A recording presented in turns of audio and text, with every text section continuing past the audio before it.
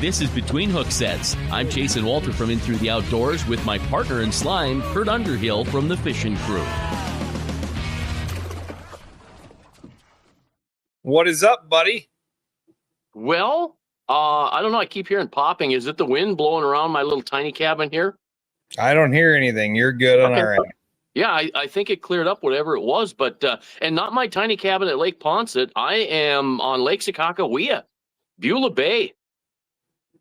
Traveling Jason Walters. Traveling Jason Walter today. Yeah. Well, I'm always doing that though.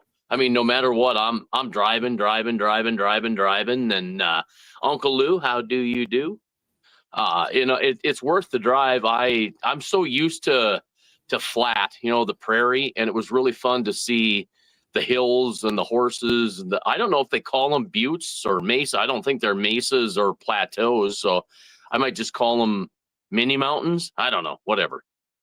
Yeah, you took the back way up, didn't you? You went through Mobridge and up that way, so you took the scenic route. Yeah, the really scenic route. I want to get used to it because I'm going to have to start coming up to the Walmart in Mandan to get my Walmart stuff, unless I go down to Pierre or go over to Aberdeen, something like that. But well, we got a big show tonight. Oh boy, we got wow, it's going to be a entertaining however long this thing goes. The Schillings and Ben Beadle, because we don't have a big enough screen to get them all in there. So yeah, we're right. going to talk to the youngest ever champions, record-setting number champions, and second place, first place Austin Olivier Memorial team from the Governor's Cup this past weekend, with both with massive weights. But we're going to bring them all in here. How we all doing? Hello. Good. Hi guys. I think this is our second 6-person podcast, because we did that ice fishing tips and tricks thing. Didn't we? Had Will Papp and Foo, so we had all kinds of guys on, and so this is our second 6-person. So yeah. I'm kind of excited. It's great to have you guys all here. I love doing this stuff live. I love doing this stuff in person. We've done nothing. You guys didn't get the script I sent, did you? No. I was reading it right before we started. Sure. Yeah, there you go. All right. Yeah, there you go. I'd like to thank everybody. Yeah, right. So no, it's off the cuff. I mean, it's all ad lib, and there's so much to talk about. I do have one question, just because I'm a squirrel. Over here it says non-potable water. Do you guys say potable or potable? Potable.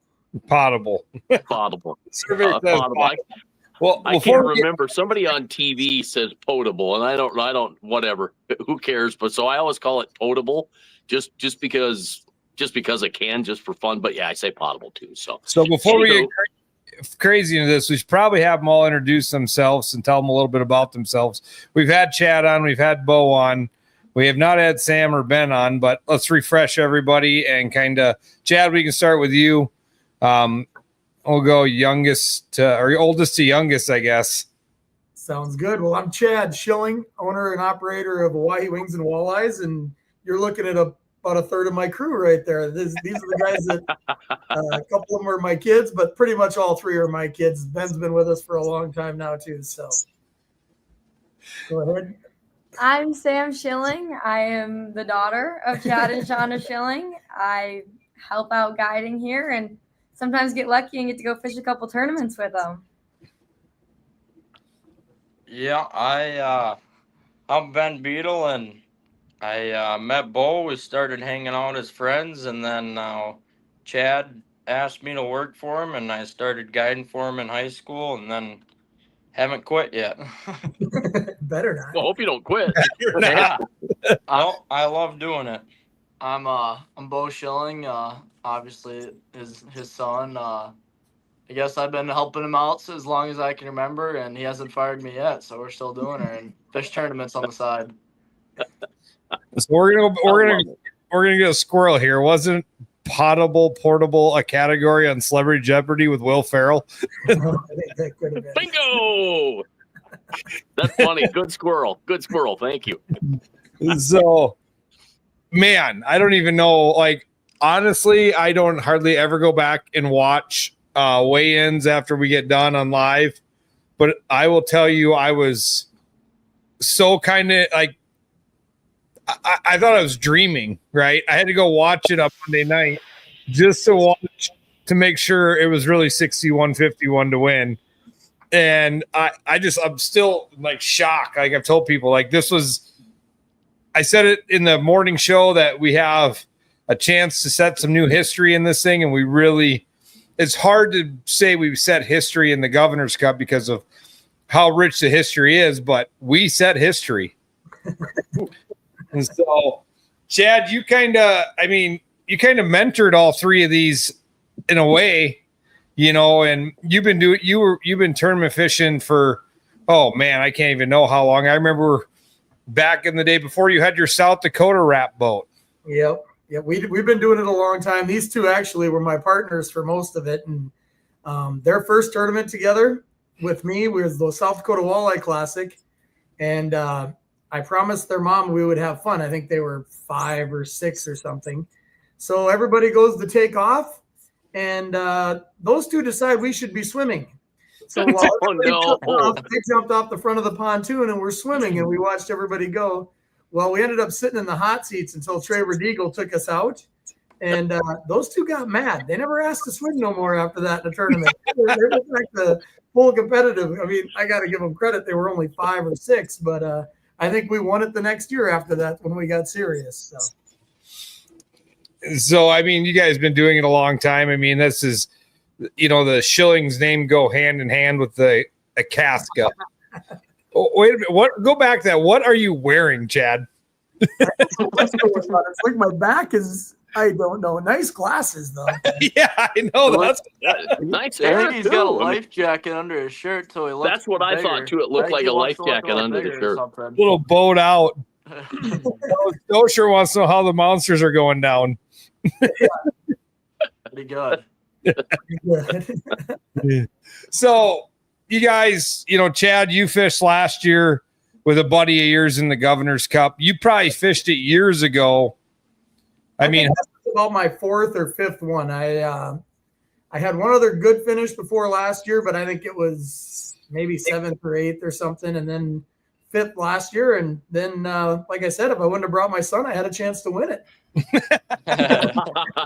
Yeah, you did. Yeah, you had it. You won it without him there. Yeah. Next year it looks like his guide schedule's full, huh? Yeah, we're there booked next year, so they might mute me on that one. So, well, let's go into this a little bit. So, you guys, Chad, I don't know how I want to tell a story about how you started practice, because you both.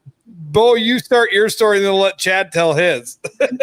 Let's hear Beau's first, because he always corrects mine, but I got the real one. So well, I put it down by the dam. What's West Shore was? I don't remember what that dock's called, but and Dad put down at Bush's Landing, and he said, "You work your way towards me, cover that end, and I'll work towards you. You'll meet me in the middle, somewhere." And I ran the Pure Flats and all that stuff I like down there, like stuff by the creek, couple bays, couple mouses and points, and I wasn't seeing anything. I was like, well, I'm gonna run away until I started seeing fish, and next thing you know, we meet a little closer to Bush's than I intended on, and it wasn't. I didn't meet him at Bush's. He'll say I met him there, but I did cover some water that day.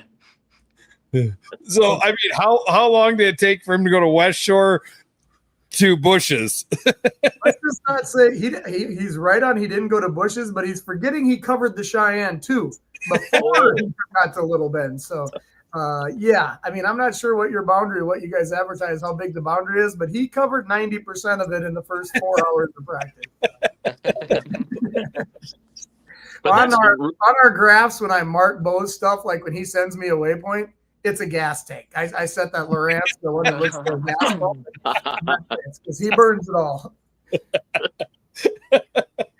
Well, you're gonna have to start paying for your own gas now that you're winning, though. You know that, right? Hey, he doesn't pay for anything. Is the nice part. So I already got. He can't complain that I'm burning his gas. So.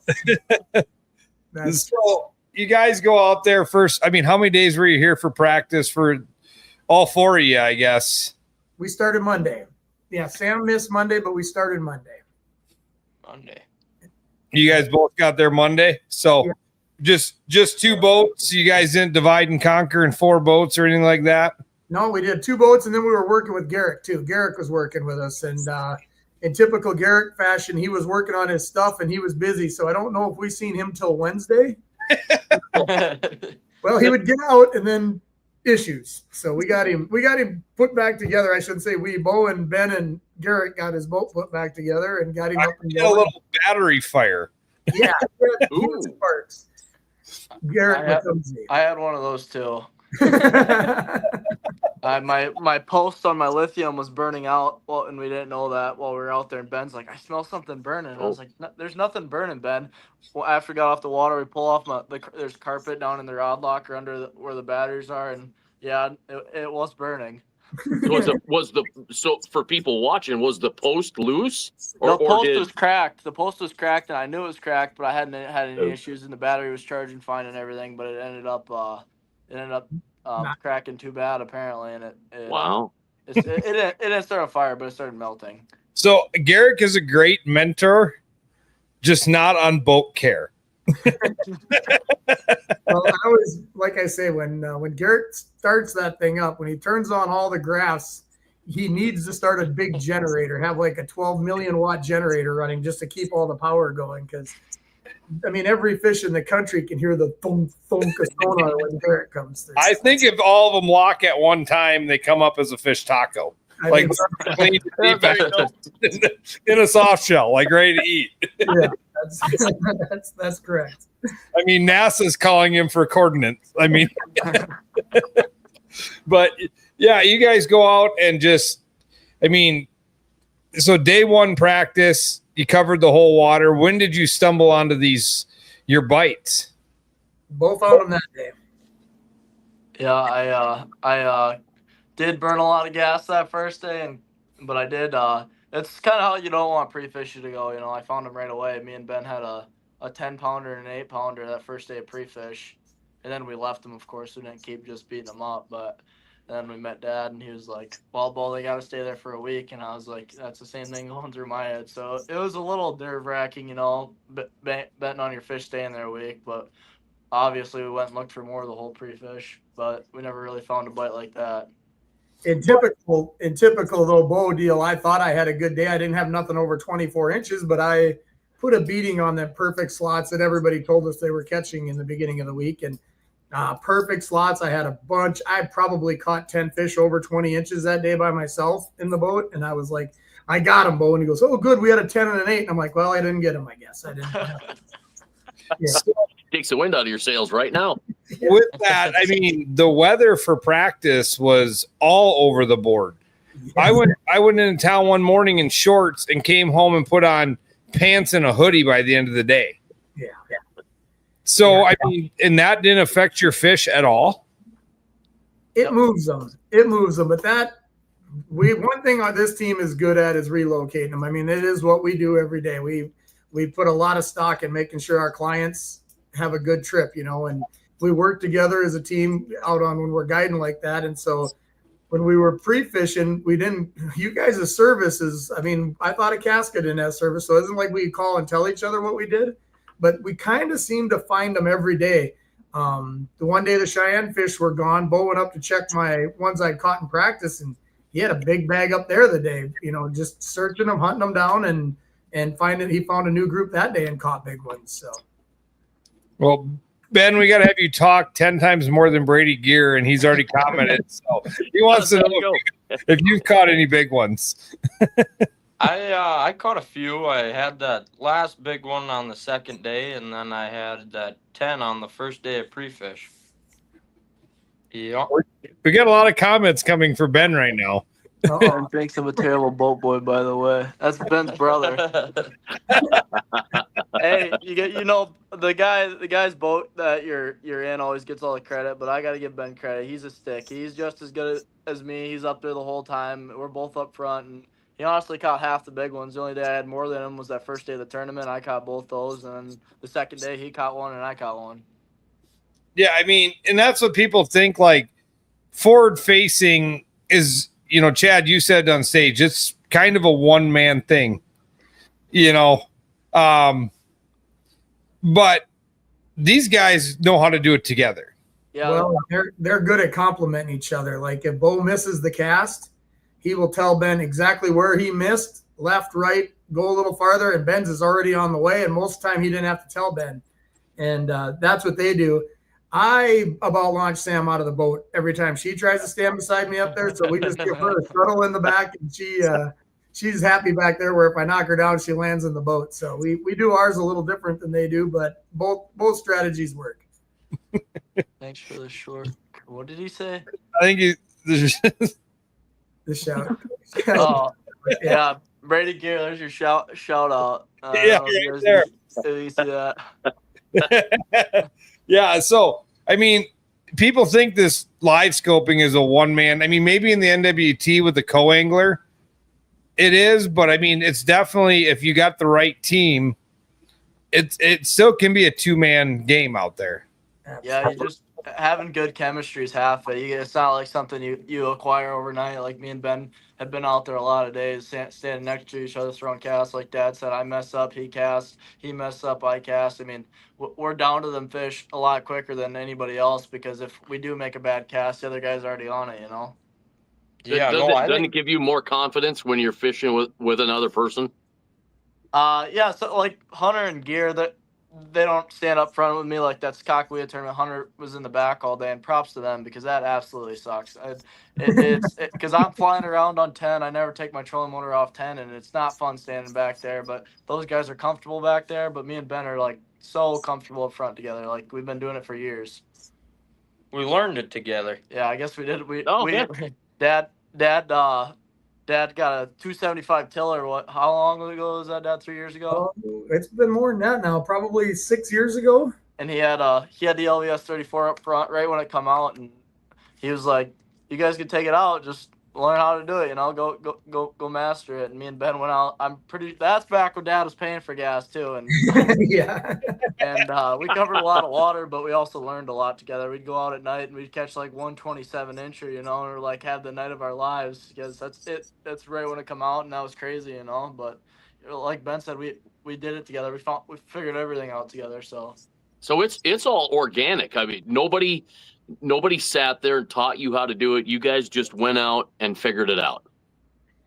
yeah, I was watching other guys do it on the bass and stuff, and it was always these young guys, and I was like, you guys are passionate, but this is what you're going to have to do to be competitive. And I was like, I think the best way to do anything is practice. And let me tell you, you don't have to push these guys to go fishing at night. There's work to do at night. They're fishing every night. So I can't argue with it though, because the results are showing.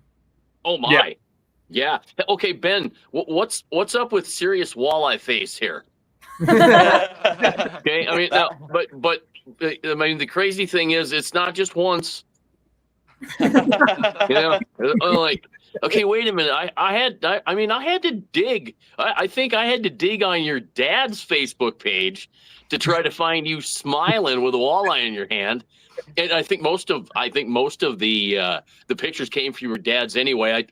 I think I got this from either yours or your dad's too. I met your grandpa. We had a great chat, and I'm going to go to Beadle and sit down with him, and we're going to drink a soda pop and talk. But it's pretty neat. No, I'm assuming that's your grandma as well. I'm sorry that I have to ask, but I didn't get a chance to meet her. Yep, that's my grandma. Yep. Yeah. Okay. Yeah, really neat chat with your dad. I'm excited to sit down with him, but I can't help the serious walleye face. So we got a question. Are you gents running your transducer on a pole or the trolling motor? Trolling motors. Sam fishes with a pole in the back, but both me and Ben and Beau run them off the trolling motors. I mean, to cover enough water, that's the way you got to do it. I mean, you can cover water with a pole, but you're sitting there with your remote in one hand and the pole in one hand. We're hands free. We're cruising around. We're covering a lot of water. Yeah, you're just standing up there driving, doing the high speed thing. As Tom Wynn, some of that's really started coming out. I think Brett McComas talks about all that high speed searching. You know, when you're out, are you simply using the live sonar to search, or are you doing the quick stuff too with side imaging and down imaging? Go ahead, Beau. So like, I mainly we have transom mounts on our boats. Like last Cup's mounted on the transom, so we're driving around at 5 to 8 mile an hour on stretches we like or whatever. Like a lot of time I'll just sit there and look at my graph and figure out what I want to cover. And once we figure out, we go run those. They're transom mounts. If you see one, I personally put down the trolling motor. If I see one, just look around because sometimes there's not very many. They're spread out. But there's enough to catch a couple of them. So if you do see one, I like to run that pretty good with the trolling motor. And like I always say, I never take my trolling motor off 10. I cover a lot of water. Yeah, I've always heard stories that when you see Tom Wind out there, you could pull a water skier with his trolling motor because it's going so fast. So it sounds like He does cover water. That guy is on full blast all the time. I think he's got 2 or 3 36-volt trolling motor batteries in there, so he can he doesn't worry about power, and he just cruises. And he does boogie. You know, I should mention real quick since we brought up his name, he's going to release that Dakota Walleye Classic footage from last year at 7:30 tomorrow night. So be looking for that on Tom Wynn Fishing. I talked to Tom about an hour ago, and I thought I'd just get that out there real quick if we happen to mention his name. So check out Tom Wynn on his Facebook page. I think he's got it on his YouTube page. It's probably where it comes from, his YouTube. And you'll see that half-hour footage and that video that they produced from the Dakota Walleye Classic and his win in 2024. Nice. So you brought up a comment, Chad, that I want to talk about. You say he's got 2 36-volt trolling motor batteries in there. I mean, when not that long ago we were running lead acid, we couldn't. I mean, talk about the technology change just in batteries alone. It is. It's and me and Beau are behind the curve. We're learning. Everyone's learning because it's so new. But we're thinking about setting up tournament boats for next year, and it looks like we're going to try to do that. Go to at least 2 36 volts up front. Probably run them in series. Good thing we have smart people behind us. We work with Swenson Brothers down there in Chamberlain, and they're going to set them up for us. And thank God for that, because if me and Beau did it, there'd be a lot more fires. It would be trouble. So. It is a little dangerous. I melted a little lead. all this stuff with cleaning power, and I mean, it's all that matters. And I mean, if you got Tom Wynn University, he proves that as long as you have good, consistent 12-volt power, you don't need 16-volt to your graph. He put a 24-volt to his, and he's like, I can't tell you a difference. But the key is having clean power all the way there, and there is a difference. The 6-gauge wire the whole way. Yeah, that's the way. Definitely the way to do it. So, go ahead. Well, there's just so much new products out there. I mean, it's changing. The evolution of things changing, and the wiring is there's so many different harnesses and stuff now that you don't have these junction boxes. You don't have them hooked to your trolling batteries and stuff like they used to in the old days. If you do hook it to your trolling batteries, and I seen a guy that had that last year, you hit that button on your trolling motor and it looks like a fireworks show on that live scope. So you just can't have that stuff. Not if you're going to be spotting fish like we have to. You know, seriously, this whole crew right here will tell you within a pound of them fish when we see them. We look at them, we know. These two is something that nobody knows about. That last day of the Governor's Cup, they caught 6 walleyes. They never threw a walleye back, and they didn't cast it the wrong ones. You know, I feel like 112-incher back. Come on now. I did throw a 24 back. Oh no, I did let go of 24 right away in the morning. I didn't tell anybody that, but so 8 fish all day. How many? Well, it was one of them ones where it was laying weird, and I didn't know how big it was, and I was like, I don't know if this one will bite anyway, and I flip at it, and I was like, oh my gosh, our fish are on fire, because it was like my second cast of the day, and then 11 o'clock comes around, and we got nothing in the box. Oh no! So were you guys deeper or shallow? You know, there a lot of people kind of whining about all the deep caught fish.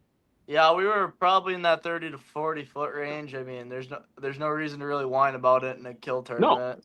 No. Especially you know what you're throwing at, and if it's 11 pounds, you're keeping it and killing it anyway. So it doesn't matter, right? Yeah. And you can tell. I can tell you right now. I saw one big fish on stage with eyes bulging. Yeah, right. And that might have been we got one.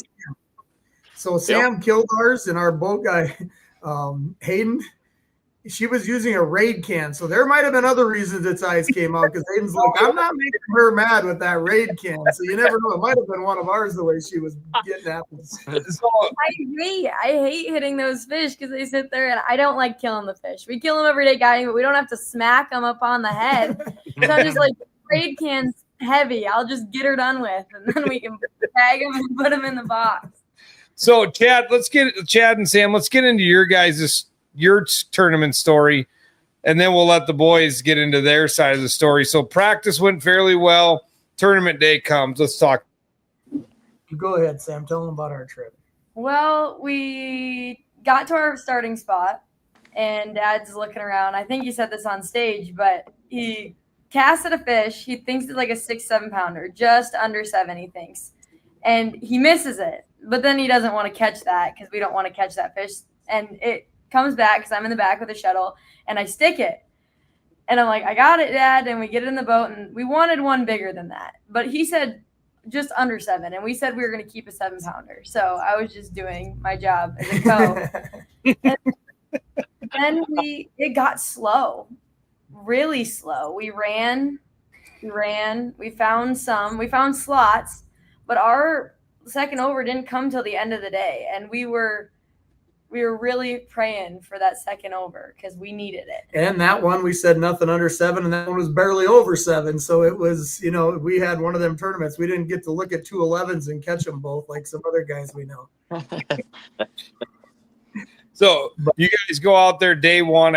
I'm sorry, I can't remember your weight because I'm still shell-shocked by the other 2 guys' of 31 pounds. But you guys were sitting in the top 10. We were in 5th. We had 22 pounds, 22 something, and not good slots. She made that day short. We seriously, every good slot we thought we casted at was touching 20 inches. And I don't mean 20 and a quarter.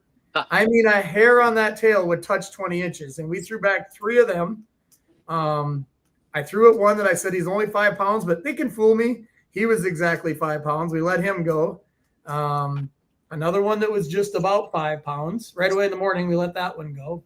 4.5, 5 pounds. And unlike the other 2, we pretty much caught every wrong fish on day one. And we had a great day. We were way ecstatic with it, but it didn't go as planned. Let's just put it that way. We weighed a couple 16 inchers, and we were throwing back exactly 20s over and over again. So. And I kind of said at the rules meeting, like, make sure your rulers are on, because I was hearing that story of there is a ton of fish right at that 20-inch mark. Yeah. And, I made it very clear, check your ruler, because my ruler is what goes in this event. And there was a lot. I heard from a lot of guys. It was tough because a lot of those, are 19 3/4, 19 7/8 Oahe Gold was a lot closer to 20 inches this year than most years. When you measure them in practice, you don't try quite as hard. You just think they're under. Yeah. That first day of practice, I took a bunch of measurements because I wanted to see what kind of weight I could do with, just pounding on them like I did that day.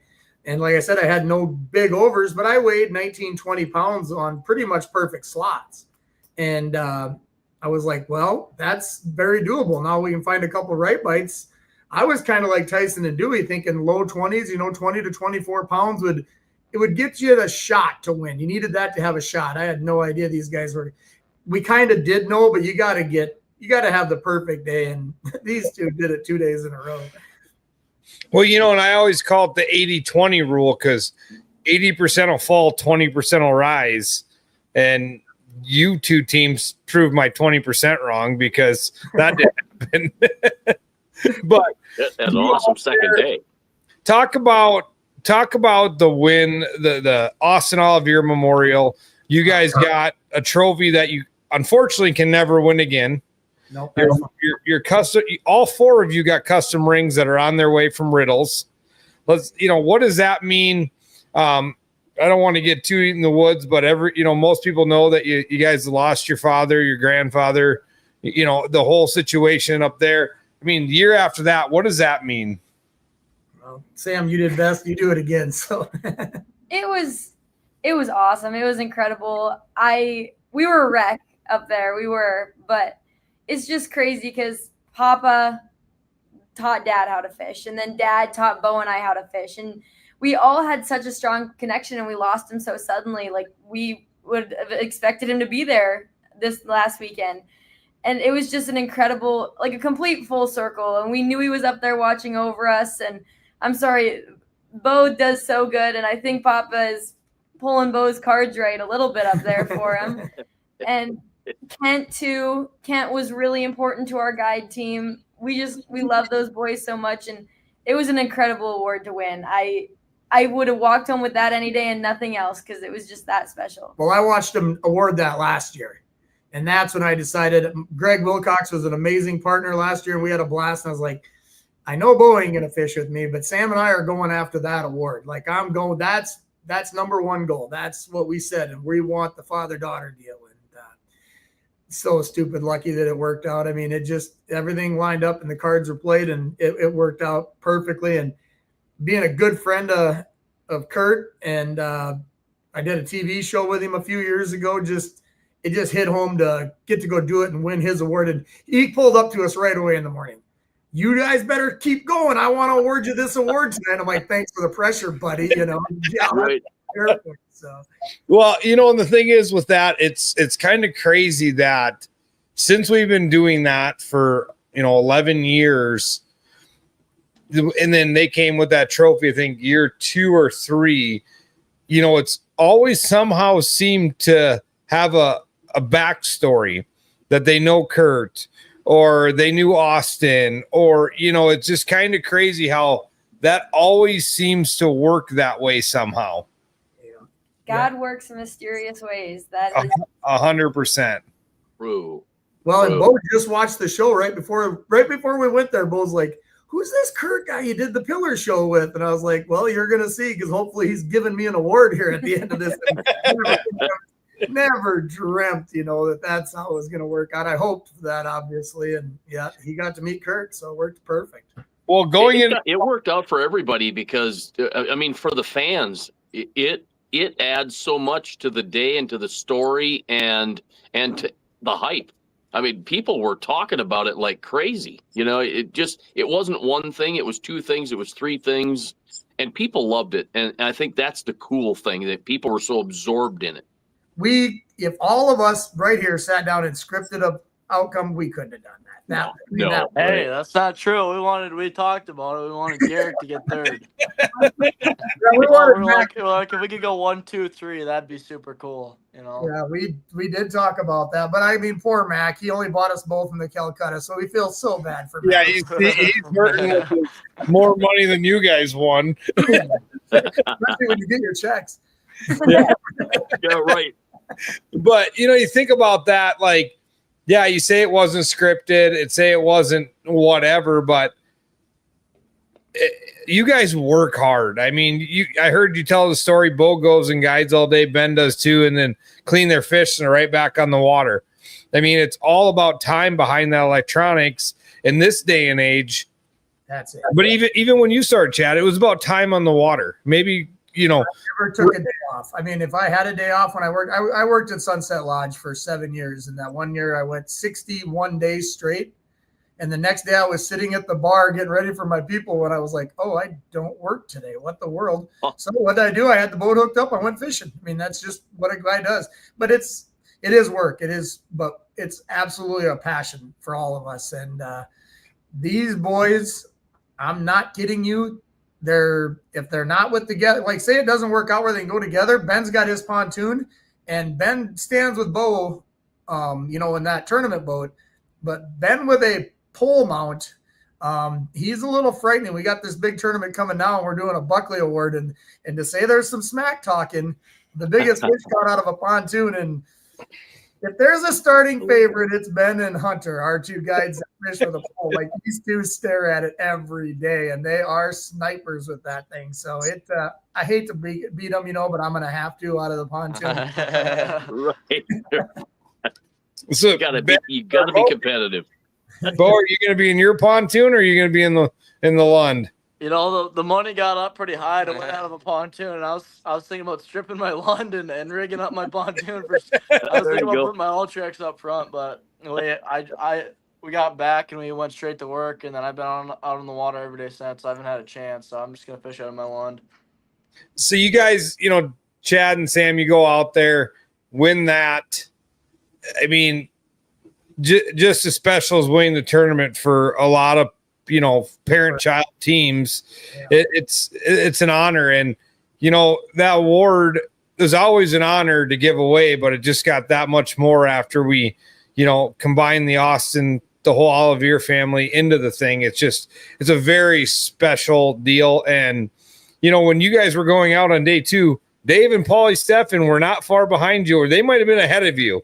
They didn't know. We were just barely ahead of them, but they didn't give us no slack, those two. I mean, have they won it yet? Have they got it? Yeah. So we were taking it away from them anyway, but no. We said that, with the Austin Olivier, the Olivier family rule is that you can only win one trophy, but you get the money in the rings, and the trophy is coveted, but so are those rings. Okay, yeah. Those rings are when we get them to you, them rings are very coveted. I will honestly tell you one of the coolest things, and every time I see him, I look down. When Takasaki won the Gov Cup, he put that ring on, and I ran into that winner at the St. Paul Ice Show, and he goes, I've won everything there is, but this is the only ring I wear every day of my life. Nice. And so to this day, if I see him, I watch videos, he's got that ring on. And so they are pretty coveted rings that you guys are getting. And there's not many of them, there's not many people out there with them, especially the new ones. You guys will have the 6, 7, and 8, 2 champions that we got last year from Riddle's custom made, and this year they're new ones too. So very nice. Well, Max brings his 800 horsepower. He needs help with his grab settings. Yeah. But he doesn't need help with the daiquiri machine, that's for sure. And he is bringing that pontoon to this AFCO Throwdown this weekend, so it's going to be interesting. It's going to be fun. The thing about that is you'll hear him coming from about 9 miles away with the speakers. Yeah. So isn't it kind of a who's who this weekend for you guys? Dewey and Val and Tom Wynn are up here fishing, and I think everybody else is going to be down there doing your guys' deal. It's going to be fun. This one is, this is such a crazy new format. It's kind of one of them deals where we're going to give away so much cash money for different placings, and there's 32 different spots to win each day. And then the big fish has got a big carrot hung out there, 10 grand for the biggest fish of the event. So the hilarious part is everybody's always got a strategy. And I have talked to half the field. They're like, well, what's the strategy? And I was like, I don't know. That's what's fun. We don't know. You go catch a big one. That's the strategy. But when do you weigh it? And it's just going to be a ton of fun. And it's so exciting. You can weigh in the first 2 hours and be done. You can hold out like Beau's going to do and Ben, and there's a good chance a lot of our best fishermen are never going to bring a fish to the scale because they're going to go for the big carrot at the end. So it's just there's a lot of ways to win money. There's kids events. There's the pontoon is a huge one. In honor of my dad, we're giving away I don't have the exact figure, but it is over $5,000 for the biggest fish caught out of a pontoon. So it's more than that, but I haven't got a chance to do all the mail. Like we said, like Beau said, when we were wanting to celebrate a little after the Gov Cup, and the boss said, you guys will be all guiding in the morning. And we came back, and we've been working since. So you have to back to work. Make sure you tell people how they can follow along too, because you were talking about to be on the radio and the whole 9 yards. AFCO.com. That's the webpage is going to be, it'll be live off of there. And then KO 100.7 is going to be running updates, every couple hours. The webpage is going to be, and that's what's fun. Everybody's like, well, I'll just look, I'll know what to weigh in. Well, yeah, but who's standing in line to weigh their fish? I don't know that part. So it's going to be so much guessing, and there's going to be broken hearts, and there's going to be big tears, and there's going to be big smiles and a lot of big checks. So and something I really need to throw out there, and it's new. So everybody's confused a little bit about all the stuff that's going to happen. And I've gone over it enough. I've got it pretty good. It's not a hard deal. They've done a ton of these around the country. They've done a Big Bass Bash. They did a crappie one this year where they had 600, I believe, entrants or 700 entrants. Can you imagine 700 people trying to get the biggest crappie? Like you're talking 0.00 hundredths of a pound. I mean, I can't imagine that. So this is you can sign up Friday night yet. What they did is they had a deadline for getting in, but that was just for you got $250. You got your entry fee back and AFCO clothing. And AFCO has done a lot, guys. They do so much for conservation and to bring this to a Casca. What a cool opportunity for us. But they spend a ton of money on conservation and cleanup and everything they can do. And it's a U.S. family. They just want their feet into the freshwater market because they are big in saltwater.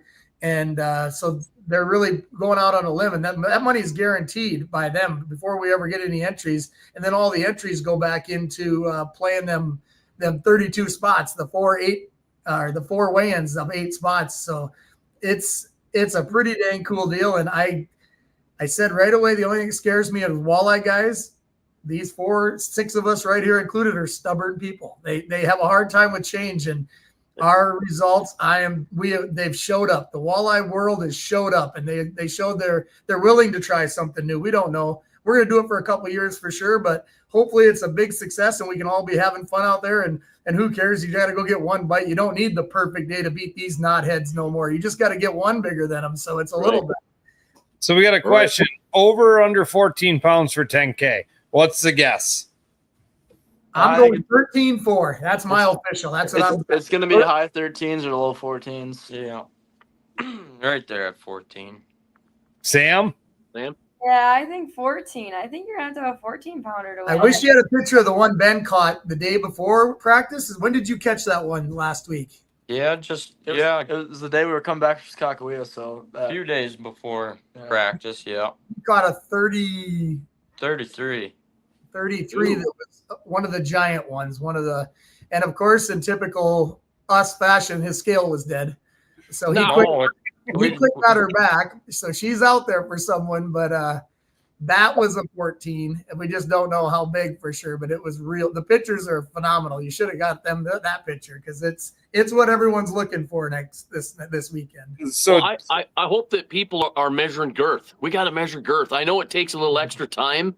But how fun to know the girth and the length, because then it gives you an idea what you got for a fish. When we are playing with them, these guys, when they were young, they decided they had to mount everyone that died. And Russ Hansen is very excited about that because I think Russ can buy a new Escalade from these boneheads mountain fish for the first couple of years. But they started paying for their own. He had to buy more freezers, he told me. Yeah.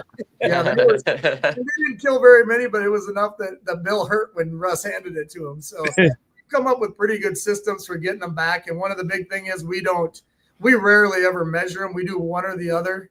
It's all done fast. We don't let them run. We get them up. We get them to the top. We don't take them out of the net. They come in the water. They get weighed and they get splashed. And we seriously have watched them fish swim back down to 30, 40 feet and start feeding again. And it's ridiculous. So we feel like our successes, but the old deal of laying them on the surface in this warm water and trying to get them revived, come up, you splash them. You point their head down and you splash that fish. And like Beau says, they get mad. They swim away mad and they get back down to where they're, establishing their equilibrium and everything. And I've been begging for tags for a few years because the boys have been doing this for a while. And we've been hearing a lot of, they're killing all them fish. I've been begging for tags because I bet you a bunch of them would get recaught because these guys let them go. I will tell you an inside track when I talk to Game Fish and Parks. They're working on the funding for GPS tags for these fish. They're very expensive, but they will, if the fish dies, it'll quit responding. Yep. They do it in Great Lakes. I've seen it done in other places. Yeah.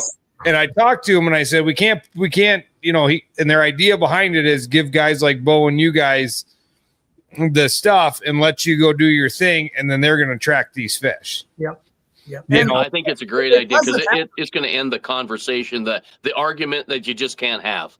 Yeah. Yep. Right. And that's why it doesn't have to be that complicated. I love that they would go that, but we could stick tags in them. You know what I mean? It would be pretty easy to do what they do everywhere else in the country for different things. We could stick a tag in them and they rebite. I mean, I truly believe that I've seen the studies and I've seen the tests, and I've talked to the guys who ran some of the tests, and I know they didn't turn out very favorable, but I've looked at these fish a lot, and I'm extremely, extremely confident we would catch a bunch of them fish again. And like we say, it's a Dumb and Dumber thing. It's 1 in a million chance. At least they got a chance if we don't kill them, if we don't clean them. So, yeah. Guaranteed they're dead when a knife blade goes in them. Never seen one spawn after that. No. Yeah, no. So before we get into Ben and Beau, we have a question. Did you guys find any fish in trees? There's a lot of trees on the lower half. I'm looking this weekend for your lures you may have donated. I appreciate the lures. Good one, Chad. Good one. Get them, Ben. Yeah, we were fishing trees.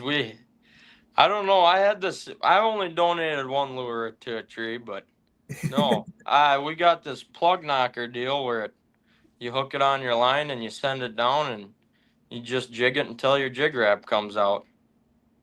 Yeah, but no, I showed up with 1 jig. I was calling it my lucky jig wrap. That's what I caught that 33 on. Well, I had it the whole practice, and then finally that last day of practice, I lost her in a tree. Do you guys carry extra super glue to glue the fins back on? Halftime, I get those things, you barely look at them, the fins fall off the back of them. They've been better, I think, because back when me and Dad used, they've kind of been working on that. Back when me and Dad used to go to the Great Lakes, you'd get weeds on them and you smack them on the surface and the fins would break off. But now I smack mine all the time. Like when that hook gets stuck on the wrap, I smack it on the water and I never have fins break anymore. So I fished with a guy and he cuts the front hook off of his. Do you guys do anything special to yours? I've caught a lot of big fish on that front hook. I don't know why somebody would do that. I wouldn't. He's the only guy I've ever seen do it. Cuts the front hook off the thing. He might work at Shields in Sioux Falls. Oh my. Okay, so here's another good question that popped into my head. Does it have to be a jig and wrap?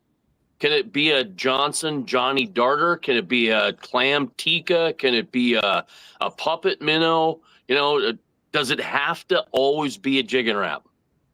In my opinion, no. Like I said the other day, once I think a lot of guys make it too complicated, but when a fish is hungry, a fish is gonna eat. I think a lot of times when the fish is right, you can throw down a hair jig or a chub or a minnow or a worm, and they're gonna hit it. When them fish, people think you need a certain bait or a certain lure, and the only reason I like jig wraps like days like that is like the wind's blowing so hard, you get down there so quick, and that is handy. I did catch a bunch of fish on the Johnny Darter during practice, and I did use it a little bit in the tournament for slot fish. So I mean, just for guys like me that don't want to spend $10 to $12, you can get those things in the clearance bin for $3. If they work, I'm buying them. The minnow is beautiful, and I don't know why we haven't tried it more. We just between Beau and Ben, Rapala is doing well. Them two have spent everything they've owned on jig and wraps for the last 10 years, and every time they order, I do get me a few. Well, get me a few. So it's what we have, and it's been a confident bait. But we're working. There's better ways to do that too, and you do lose plenty of fish. I mean, everybody's dealt with that, and you heard the story in the Governor's Cup too. I dumped a great big one on day 2. They whip their head with that big number 9 jig wrap, and if it isn't the treble hook, a lot of times they'll throw that bait on you. And we do different leads. We've tried about everything. The Sunline fluorocarbon is what we all use, and it's been really good to us. I feel like it has a little more stretch. Hopefully take some of that shock out, but nothing's perfect yet. And there's still a lot to learn. We're trying to come up with something new all the time to get them ones that nip it. That's the ones that are problems. The ones that eat it, I mean, Buckley was a terrible jig fisherman. He could catch the ones that ate it. So there's certain ones you're going to catch, but the ones that cost everybody money and then big ones that I feel like we've caught 2 times, they nip it now. They don't eat it. They don't. Yeah. I don't know. They're definitely getting smarter, because back when me and Ben first started doing this, you could go out at night and everyone you caught was so far down the throat. Like it wasn't in their throat, but it was in inside their mouth. And now you catch a lot top lip, bottom lip, side of the mouth, just because they don't finish like they used to. No, they don't. So you think about that, like, you know, everybody's like jig wrap, you know, and I remember when flicker shads came out, and if you didn't have flicker shads in your boat, you were nuts, right? I mean, Chad, you remember those days, like you had to have a blue chrome flicker shad, had to have it like that, you know, you couldn't even buy them anywhere. And then all of a sudden, now the trolling game has went to jig wraps, you know, what is, you know, and now they're, you know, the search baits or the death jigs is kind of what they're doing right there. The walleye. Yeah, I got some from Dinger to give away up here. So yeah, they're interesting. They are. Well, they're eerie dearies. Here we act like we're so new, but they're eerie dearies is all they are from the old. Right. Yeah. Right. It's hilarious. And everybody, when somebody caught some fish on a hair jig a few years ago, everybody acted like they rewrote the book. No, our grandparents were killing us on hair jigs 20 years ago. So when you think about that, like how many, when Jigging Raps first started, I bet you went to your ice fishing box and got them out. Like that's where they always sat. Well, you know, and I don't remember anybody doing it before Paul and Traver. Those two were the ones that put it on them in Cass Lake.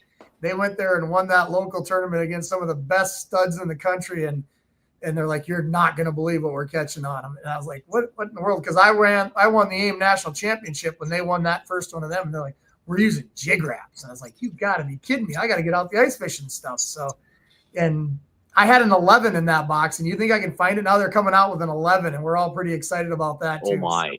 Do you ever use the magnums or any of those big?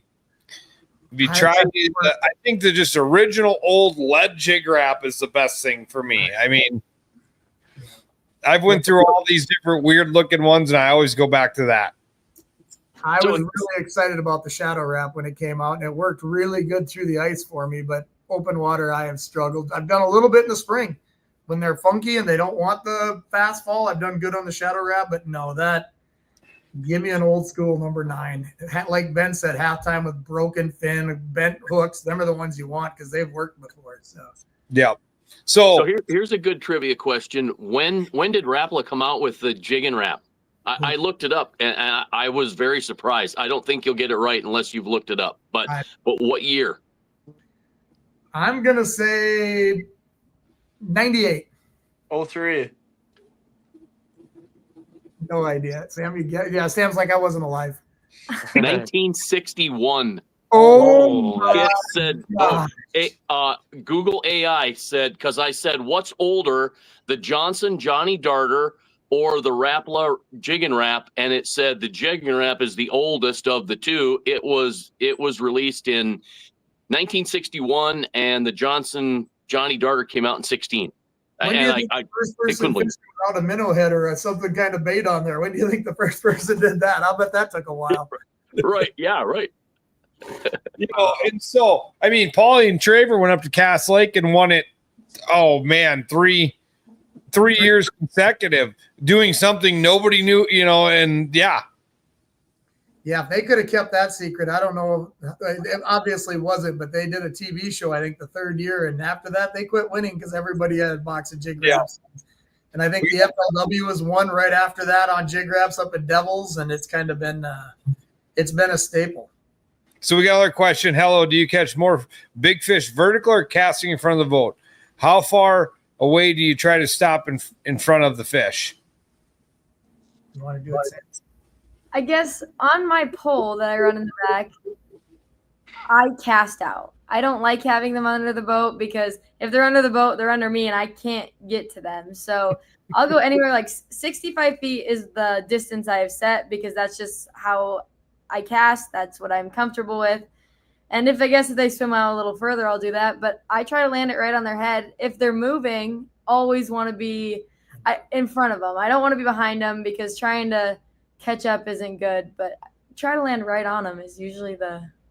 Yeah, like up front with the trolling motor, I usually cast 30, 40 at the max. Usually I like to get a little closer, but and like Sam said, you want to land on their heads usually. Pretty close. It doesn't really matter. Like I said, when the fish is hungry, they'll spin around whether you land on their tail or land on their head when they're right. Yep. So something these guys are phenomenal at, and again, that's the only way you get good at it is to do it and do it and do it and do it and do it. And that cast is pretty important because sometimes them fish are sitting there and when you can find a stationary fish, that's the number one goal. But if you miss that cast, they might take off moving and you just missed an opportunity. And it, being able to cast, being precise with your cast, and like these, I would be afraid how many times if you put a Folgers can 10 feet under the water and told these boneheads to throw at it, how many times they'd land it in that can. And it's amazing. They swipe them, they figure out the center of their beam, and they hit it. And Ben does it with a damn pontoon in reverse with a pole in his hand, and he's him and Hunter sit in that chair and snipe them fish. And funny story this spring, I said, I don't mind that, guys, and I don't mind you watching, but I need talking. I don't need you staring at a dang screen and acting like a screenager when you need to entertain the people and you need to have a conversation. And they hardly used them a tenth as much guiding this year as they normally do. I mean, they put them down, but they were, engaging with the people. But the second they could go out at night and stare at that thing and just be snipers, that's what they did. And pretty much every single night. So let's get into Ben and Beau. We're about the hour mark, and we figured this one's going to be long because we could go for probably 5 hours talking fishing. Let's talk about, you found them day one of practice. Go through your practice a little bit and into tournament day, and then I got a question at the end because I don't want to out anything, but I might ask a question.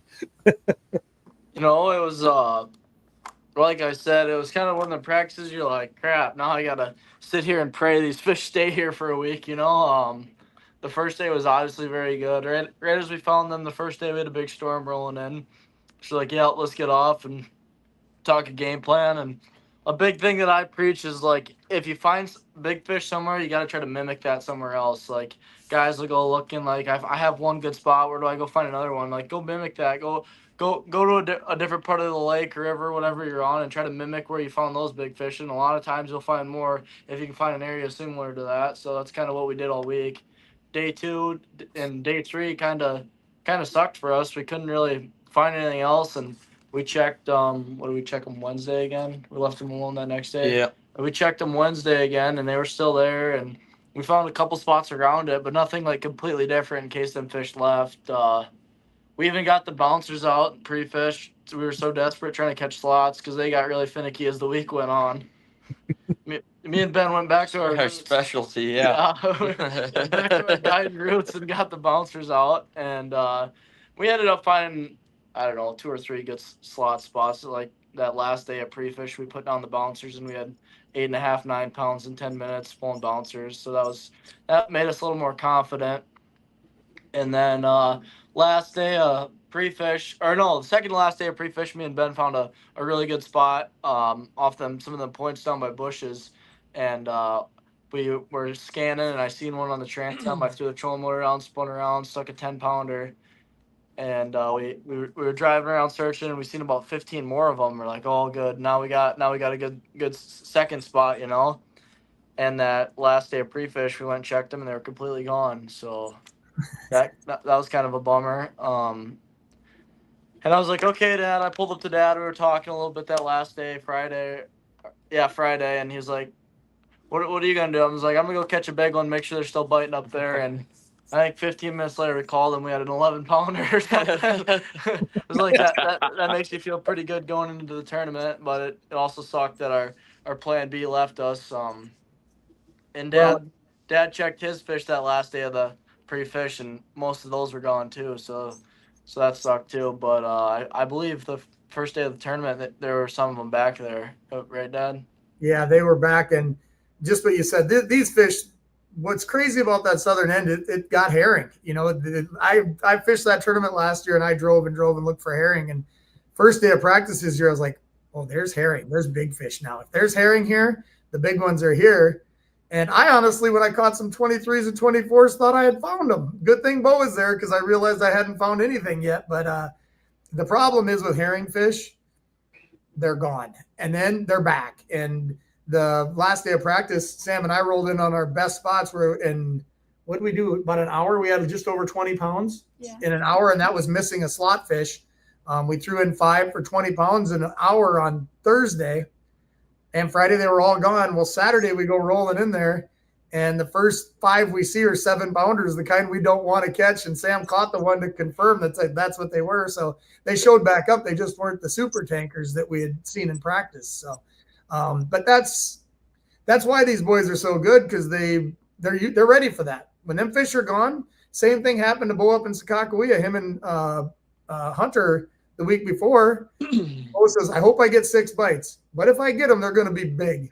And I was like, I'm gonna go stay at the hook and catch 100 fish, and hopefully I get some big ones too. But I'm gonna be more comfortable. Well, it don't bother these guys. I mean, they're just cool. They know they're gonna find them.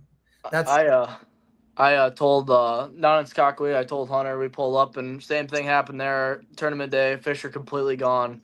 I was like, Hunter, it's gonna be a grind, but we're gonna find them and we're hopefully gonna get them right 5 bites. And we ended up getting the right 6 or whatever. I think like just like the Govs Cup, that was just a 1-day tournament, but we had 8 fish maybe all day, So I preach that too. I'm like, sometimes you got to keep your head down, trusting yourself, trusting your electronics, and trusting you can get those bites. Going into a tournament confident is half the fish in the tournament. Like, I'm very big on being confident when you go into a tournament, being confident that you can do it.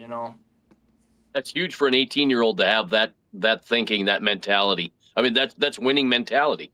Yeah, you won't do it without it. You gotta believe even if you have like the worst pre-fish, like that last day of the pre-fish, me and Ben are driving around, and I was like, Ben, if our fish are gone, we're honestly just gonna go drive. I was like, we're gonna go drive, find fish, and run them, and we might not get a lot of bites, we might not catch a lot of fish, but we're gonna find the right couple fish. I was like, I'm not against doing that. I was like, if we gotta go cover new water tomorrow, we gotta go cover new water. I was like, if we gotta find a bite, we gotta find a bite. That's how it is sometimes. So it sounds like we need to get a Harms Oil sponsorship for Ben. Yeah, there you go. There you go. That's not a bad idea. So I got a couple questions I want to get back in. They say, do you find these big fishing running in pods like multiple 30s? Sometimes, sometimes they'll be spread out. Like I said, you go put in time and you'll know what you're looking at a little better. Sometimes you're not looking at the right ones, obviously, but sometimes they'll be in pods of they're not necessarily always together, but they're in an area that's like viewable. Like if in a good spot, you want to be able to put down your live scope, be casting at a fish, and you want to be able to look around and see another one without having to move. Like that'd be a good spot in my opinion. I don't know about Dad, but I'd say that's a good spot. If you don't move and you can see another one within a 90-foot radius, Yeah, it's really nice. You fish better and you're more calm when you've seen one big fish and you're trying to get him. I mean, when you can turn the graph, run your trolling motor hard and go another 50 feet and throw at another one, or, that just, I think it calms you down and you just believe you're going to get bit as long as there's multiple targets. It doesn't always work that way. We have caught 30-inch walleyes where another 30-inch walleye follows it halfway up. You can watch it on the live scope. They'll just swim with it halfway up. And we never have the guts to throw back at that one to see if he'd bite. We're always worried about screwing it up. And in practice, I think Beau this year finally had a time where he had 2 giants on at the exact same time. A lot of times you catch one, it's over for that area. It seems like do that. I know Traver told me a story where he took a couple 11s out of one tree, but it doesn't happen very often. Usually, I don't know, they send up the red flag and say, don't eat this crap. It's no good for you, it seems like, when you catch one. And that's Dinger and I talked about that yesterday when I was in Pier and we were talking, Louis Valence and Justin and I, and he was saying, it's like they give off pheromones. They're sending out a message like, yeah, don't danger, go away. So it's interesting you brought that up tonight. We were one of my favorite stories is Sam and I were fishing with another partner of ours, and I think it was the Walleye Classic. And I said, you guys drop some bouncers and get us some slot fish. We're going to get a couple 9s, but we need to have something to go with it. And we're drifting along, and there's this boat sitting up about 20 feet from a tree, and it was up in 24 feet of water, but it was a layover. And I looked at it, I said, there's 3 10-pounders in that tree. And I pulled up to those guys, and it was the hilarious story because they told a buddy at coffee the next day. I pulled up, I said, guys, would you mind if I just grab one of these big walleyes and I'll get out of your hair? I promise we will not be in your way. And they're like, we've been here for 2 hours. If you can catch one, show us. And I pulled up and I threw it. And that was the old days where, it would be just a streak coming up after. And it ate it halfway up, and I stuck it. And the other 2 fish never moved. And so Sam netted it. It was a 30-incher, like a 10-1 or something. I said, throw it on the floor. Give me your rod. Give me your rod. She goes, we're not going to celebrate. And I was like, no. I went back and worked them for 10 minutes, and not one of them even turned to look at me after I had caught that first one. And Really? I told the people, I was like, sorry, I stayed a little longer than I said, but we're out of your hair here. We'll get out of here. And they told the story how we just rolled in, called our shot, did it, and moved on, and we apologized for being there. And they thought it was the greatest deal. But Pretty it was, cool.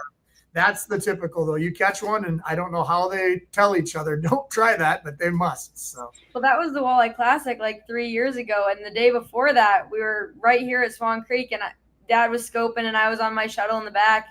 And I stuck a 10.5, and we got it in. I'm like, Dad, I need another rod. There's another. It wouldn't even come out of the top of that tree. Yeah. Like, it wouldn't move. So we got another question. Do you use one sonar and forward only, or do you ever use scout or perspective mode? We need to get better at the scout and perspective. We don't use it enough. I mean, I had mine kind of looking like Mac's boat for the last few years. I had way too much crap up there.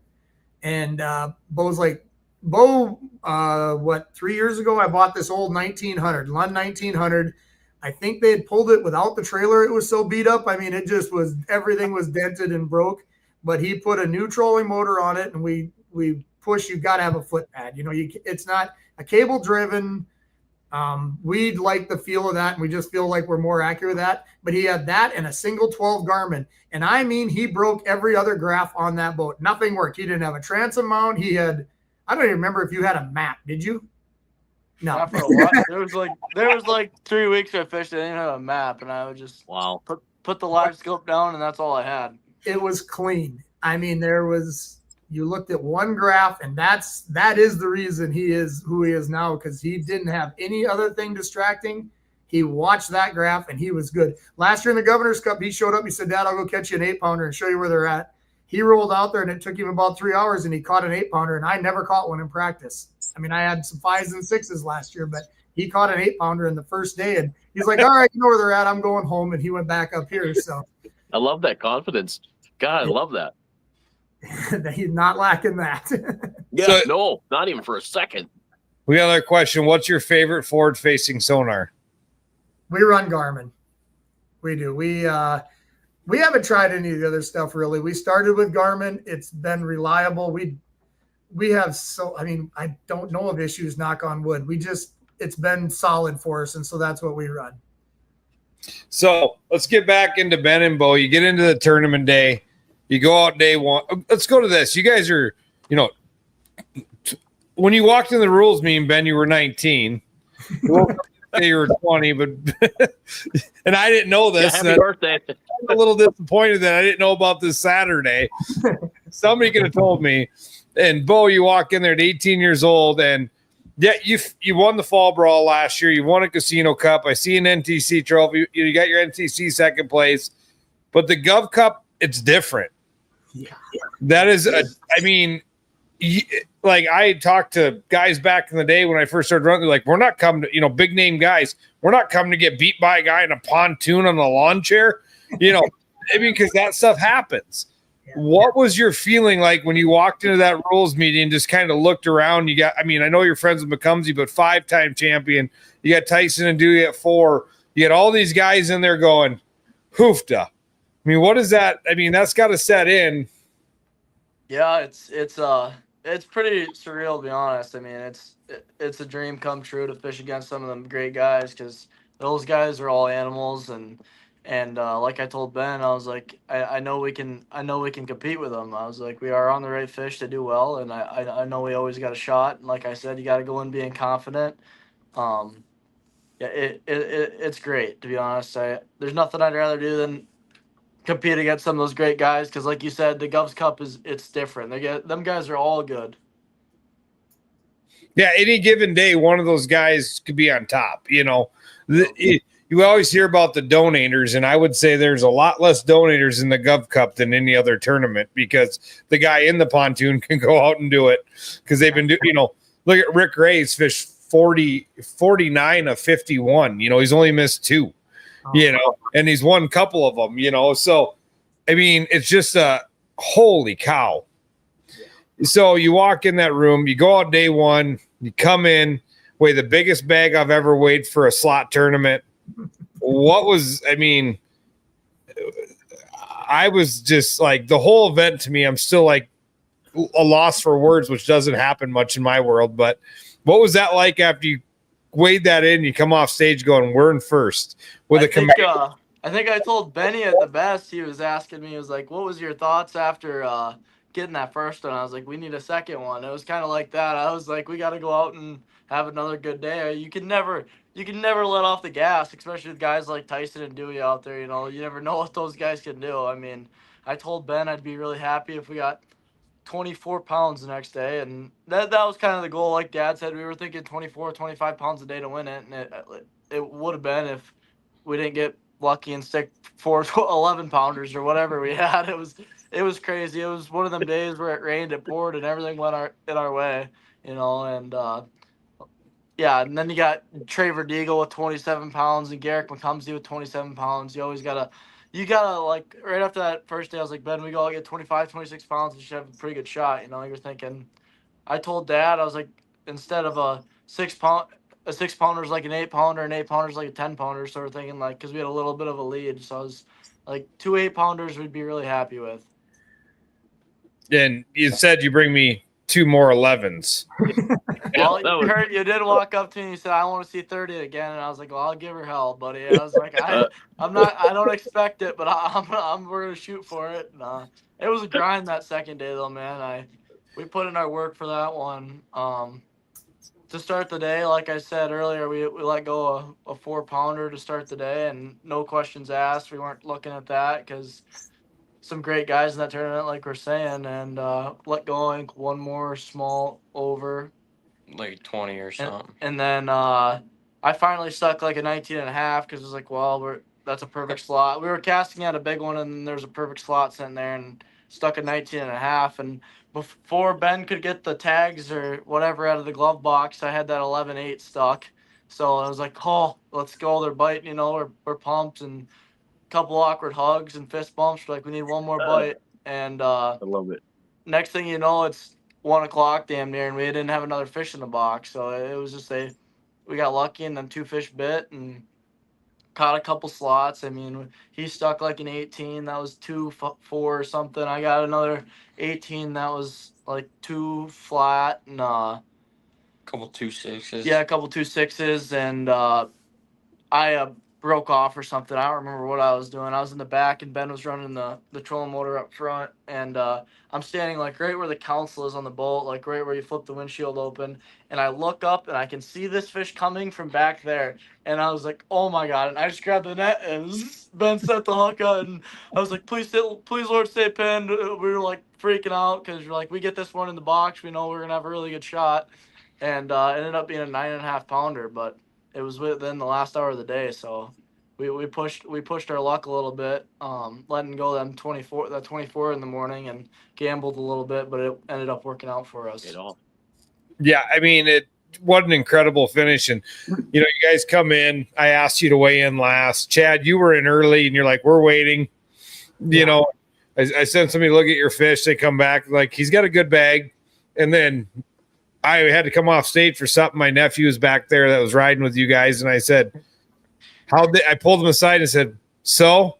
And he goes, they don't want me to tell anyone. I'm like, well, I'm not anyone, number one. And number two, I'm not going to spoil it. You know, I'm not going to be spreading this around. And he's like, yeah. I go, same? And he's like, close. You know, and I'm like, oh, here we go. That poor kid went through a roller coaster that day. I mean, Bodie? It's Bodie. It's Bodie. Yeah. He after we stuck that first 11.8, I looked back at him, and his eyes were about that wide. He was like, "That's the biggest fish I've ever seen." And I was like, "Yeah, that is awesome, buddy." And we were fist bumping him. He was pretty excited. It was pretty cool to watch. Yeah. When we caught our second over on day one, I mean, like we said, we were getting down to the grind, and Hayden, our boat marshal, that's another thing I cannot praise you guys enough for. I wish you had 200 boat marshals, but I love that the top guys get them. It just takes all the questions out. There's no problems. But Hayden was ours, and he was awesome. Just a perfect professional. But the same day with us, we caught that first one, and me and Sam did talk about letting that 6-12 go on day one, and he's like, he was just standing there with the weirdest look on his face, like, are these guys on crack? And then we catch that last one in stress time, where we needed one bad. And he's just standing there silent, staring at it. He goes, "You're going to keep it, right?" And I was like, "Yeah, we got it, buddy." That's the biggest fish I've ever seen. He goes, "That's the biggest walleye I've ever seen." I said, "Get us tomorrow. You're going to see a bigger one. We're not going to do this." And it was those young guys. I mean, it's just whatever. I can't praise you guys enough for the boat marshal thing. And we were so blessed that we both had them. It just takes all the whatever. People are going to throw shame at you, and they're going to try that, whatever you do, but pretty hard to do it when you got a judge in your boat. I love that. I love every part of that. There was never a time we didn't want them in our boat. And if I do last, you can give me one every year. I'll take them, because it's a feel good thing when you come in with a big weight and you had a marshal there. So, yeah, that's a big thing. And like, people are like, well, they can't talk and they can't do this. And I said, the only thing I asked them at the end of the day is, did you observe anything illegal? Yeah. That's it. And they're not to talk to anybody else before, during, after. Like, they know I give them a pretty intense speech going into this. Like, I tell them, these guys are out there. This is their job. Don't throw rocks at them. You sit back. I'm sorry, if they don't talk to you, they don't talk to you. Yep. I said, most of the guys are going to be great that you're in their boats, but act like you're not in that boat. Well, and as you well know of me, and Beau and Ben pulled up to us the first day because we had Hayden, and Beau goes to Hayden, "You're going to really wish you brought earplugs, because those two don't shut up." And an hour into it, I think Sam goes, "Hayden, have you ever heard anybody talk this much?" And he goes, "No." He said, "I've never heard anyone talk this much." So you go out and then come in day two, last one to weigh in. And I don't know if I could have been any more excited than you guys, but I literally was just in awe. And I've told everybody, you didn't just win it. You slammed the door and put some exclamation points and nails in that door. Like, there is no question. We were on the right fish to win it. I told Ben that going into that, but if you would have asked me if we would have won by 13 pounds, I would have never said that in a million years. I was like the Gov Cup always is. It's a game of ounces, it's always right there. Somebody is always right there, and I was like, we're good enough to be able to be right there. Day one, I told everybody, I was like, we're gonna play it conservative, and because I love being like a pound or two within day one of the leaders. You always like, I got a chance now, but day one we come in leading by 3.5 pounds, and about 11 o'clock day two, I'm like, we really messed this up, didn't we? And we were blessed enough to get the right bites, and like I said, 13 pounds is ridiculous. We had a great tournament. We were blessed with the right fish, and everything pretty much went our way. I mean, it was a grind day too, but still it went our way, man. Some days it's your day, and when it's not your day, it's not going to be your day. Well, you talk about awkward hugs. Yeah, thanks for winning like you did, because I got like 6 awkward hugs from Kurt. Ben is not a touchy guy. You touch him, he'll probably run away from you. But he reached in to hug me even, and I was like, "Oh, that's funny." I put my arm on him up there because he was shaking. Don't collapse, buddy. Don't collapse. Oh, that's good. I'm going down with you because I'm just as excited. Well, just to prove that even those two have, I think it was their first walleye classic together.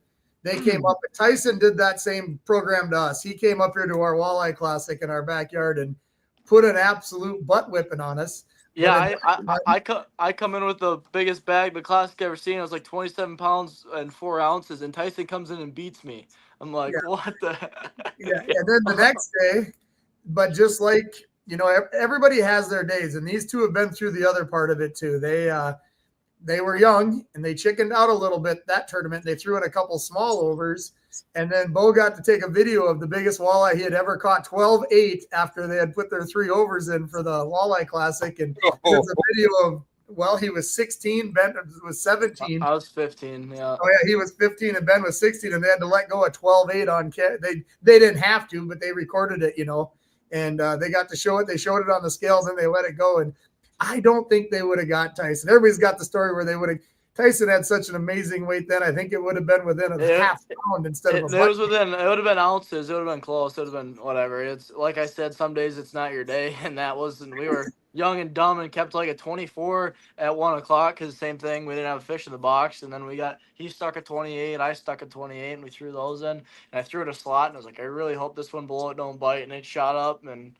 It was pretty cool. Whatever. It was cool. It was definitely a learning experience. And I wouldn't say young and dumb because I know plenty of guys who box the wrong overs. That's the thing about slot tournament, and we tag these things so you can't, right? Like there is no question that once you put that tag in his mouth, you're not getting that tag apart.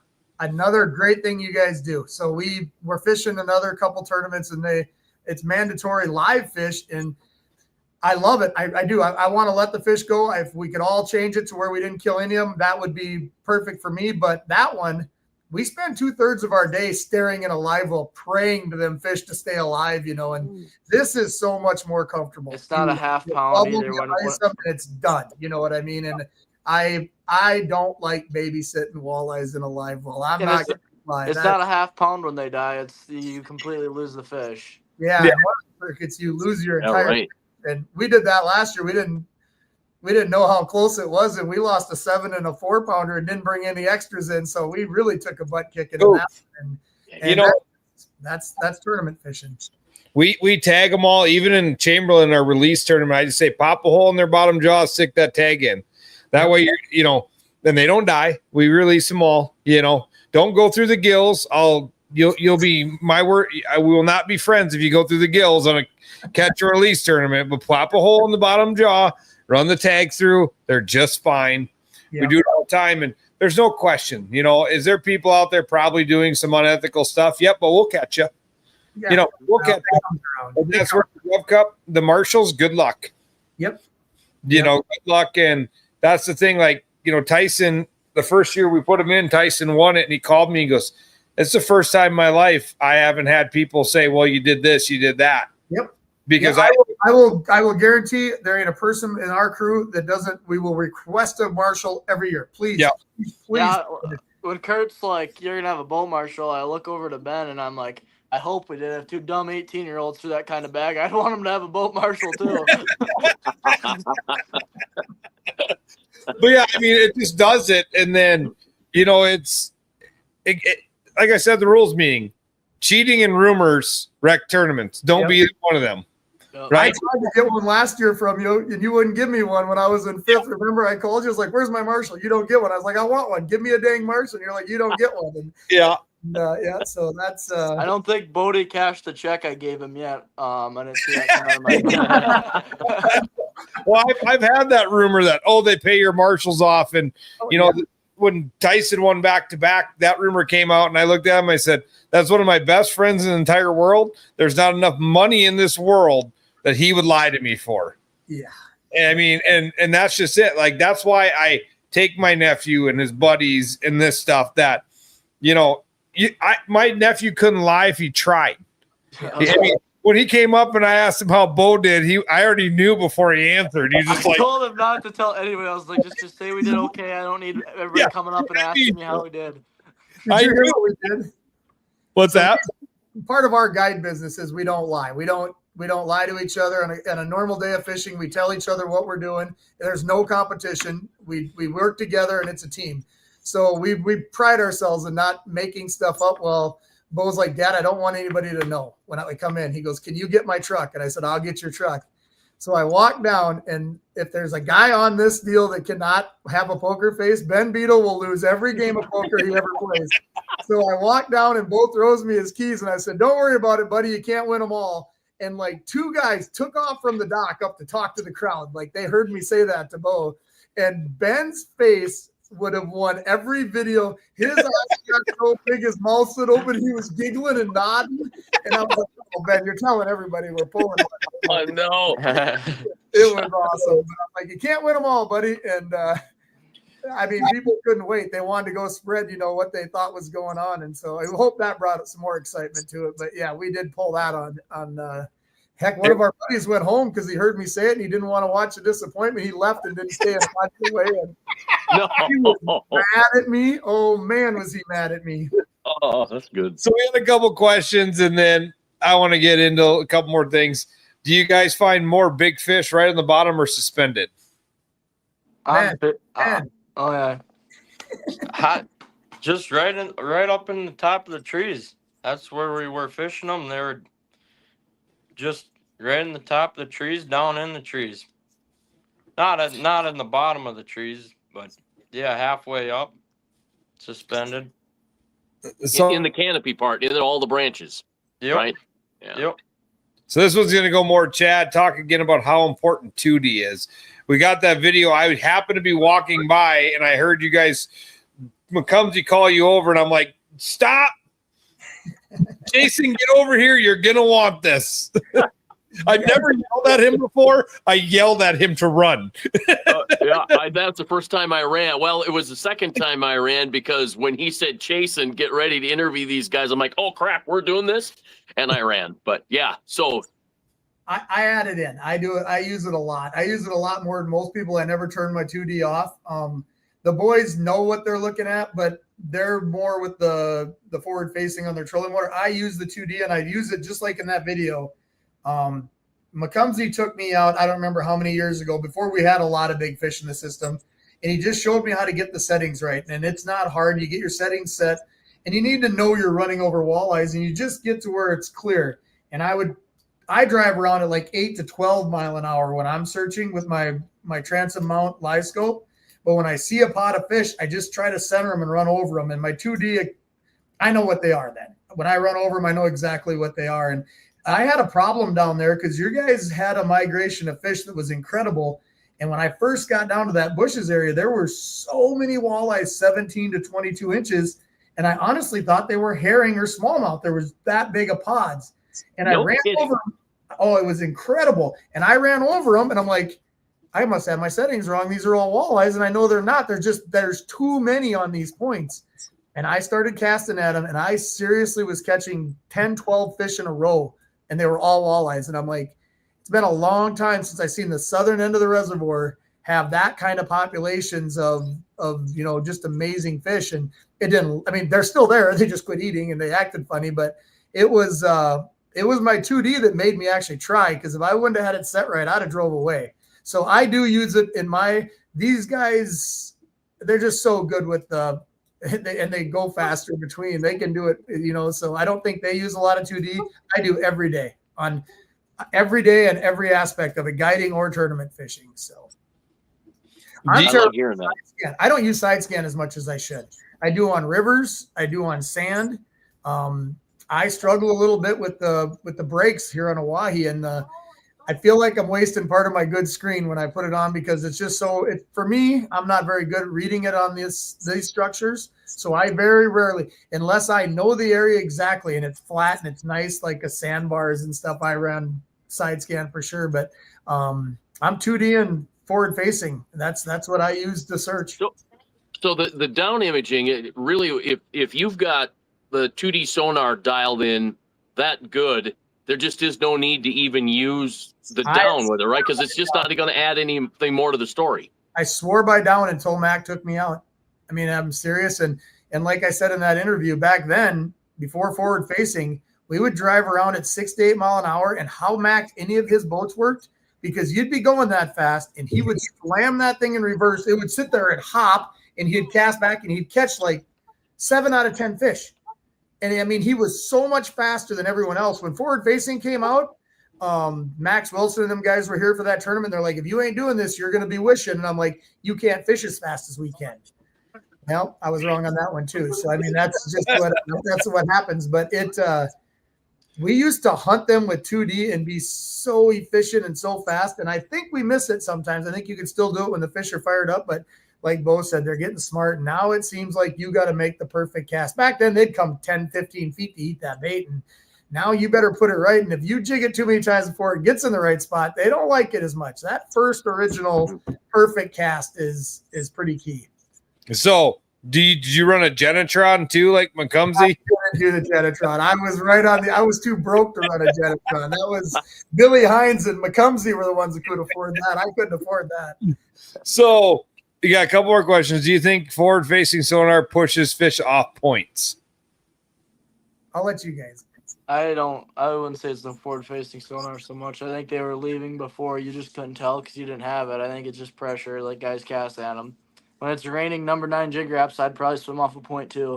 Yeah, that's very well put. Yep. And then, do you run your transom mount live scope in forward, down, or back? Forward. Forward. Yeah. Well, I dial mine to 100. I don't know what Dad dials his too, but it seems to be the 75 clean. to 100. It Yep. seems to be clean. It's like if you're up shallow, I'll dial it down 65, 70. But when we're out deep, like 30, 40 foot, I like 100. So we got it at the very beginning of the show. We got it before the show even started. We got a new name for you, Beau. Yeah, right on. New Mr. Missouri River. I think I got a couple more wins to get before I'm that level. Oh my goodness, that's Dewey's name. I'm pretty sure. So we got another question here. Rod and line setup. What are you guys running when you're doing this? I'm big on them on Sunline, I guess, and Dad. I'll let Dad get the rod and reel. So we're working with Denali quite a bit, and they are coming out. Denali, they never were making a lot of high end rods. They were doing more for the more economic, and they're putting out some quality rods. We are running a couple of theirs. We're still running at my dad's funeral. The Berkeley guys, the Fenwick guy gave my dad 2 years before he died, gave him a couple world-class rods. And at the funeral, Sam told the story. One thing about my papa that drove me nuts, did you realize he pulled bouncers with a Fenwick world-class? That's something everyone here cannot appreciate. And so we do run world-class rods. We've never been sponsored by anybody big time. So Beau keeps me buying new rods all the time. Like he's bought and broke almost every rod out there. And I know. Trust me, I know. Yeah, you do know. Thanks, Kurt, for the rod. But no, Sunline has been extremely good for us. We take those guys pheasant hunting in the fall, and they sent us a box of stuff, and I'm like, we're pretty stubborn. We don't. And I would say, I knew Ben when he was answering the question, like he could. It is still confusing because we do have some other brands on, but I would say 85% of our line is Sunline now. So action, braid with a leader or mono? I run a medium extra fast. He runs a medium light extra fast. I run about a 12-foot floral lead. I do my arm length and then pull about another 4 feet. And I run that and I tie that blood knot for a leader or whatever. I don't remember what it's called.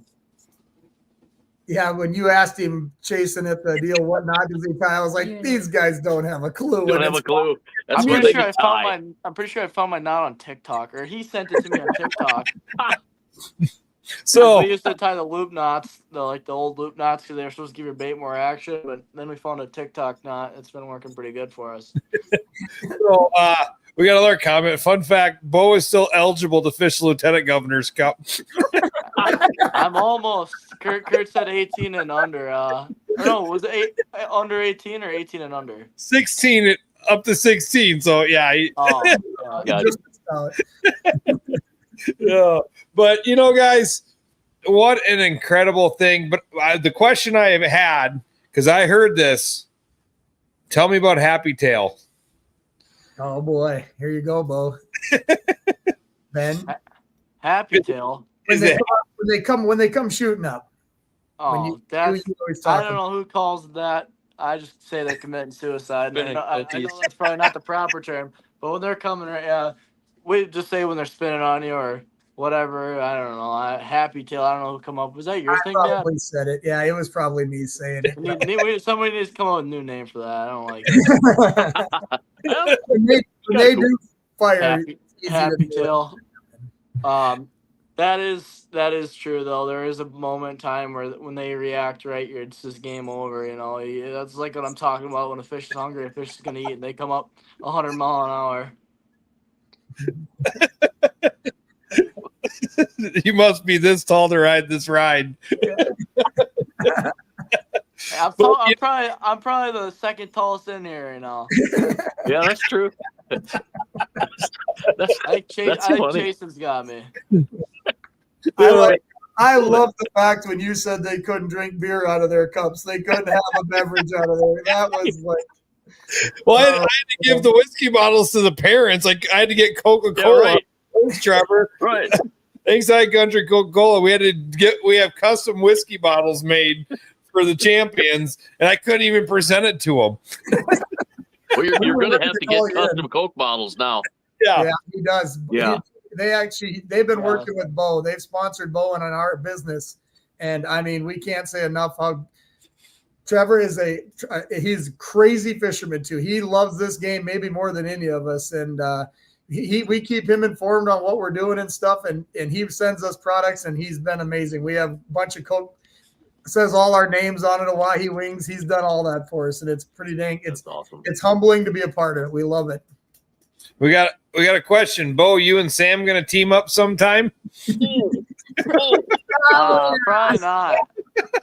Okay, so I was going to ask this before we leave, so this is a perfect time. Are we going to get the Schilling sibling showdown sometime?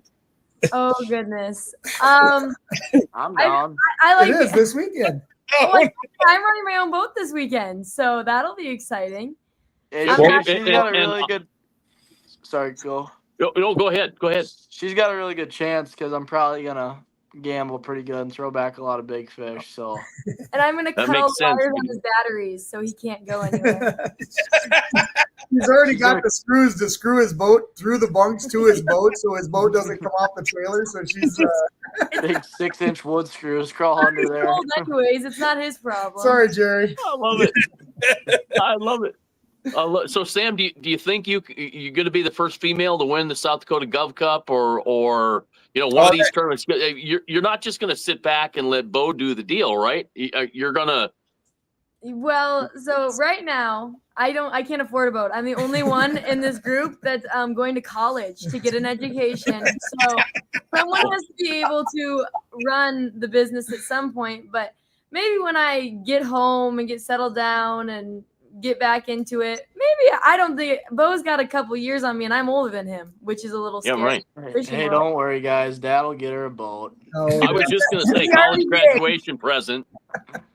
Yeah, a college graduation present. Yeah, I guess he did. I guess he does have a boat for her to run right now. So yeah, we have to rig it tonight. My boat that I'm running this weekend isn't rigged, so we got to get that Well, done. and Stosher, the one that keeps chirping on here, bought her boat that she was going to fish this out of, so we had to get something different. We probably should put some graphs on it for her. We only gave Beau one for like 3 years. We're going to give Sam 4. There you go. Got a question. Is the NWT in the future, Beau?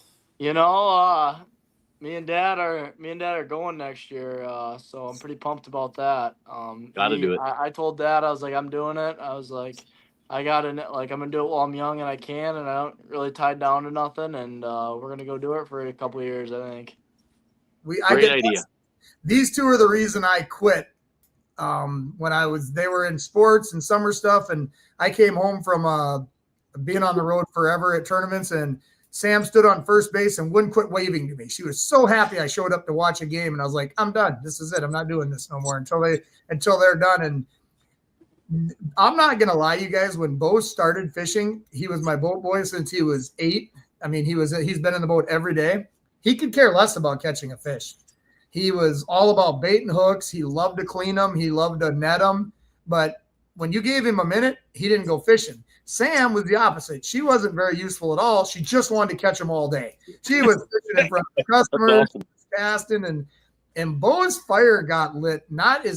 Sam started earlier wanting to catch them. Beau, I would say at probably 12 or 13 when I let him take a boat out a couple times by himself, that kind of fired him up. But they've both been doing it their whole life, but just different progressions. I mean, Sam gets a day off now. She might go fishing. Beau gets a day off. I don't have to worry where he's at. I know exactly where he's at, actually. There's no question. He's not doing the field work, getting ready for pheasant season. He's out there learning his trait, and I can't argue with it, man. I give him a lot of crap for when I'm doing all the spraying and stuff, and he is going to help because if I'm going on tour with him, I can't have this going. I got to get better at what I do, too. And And I'm blessed that I've taught these kids, Ben, Hunter, Gear, all them guys work for us.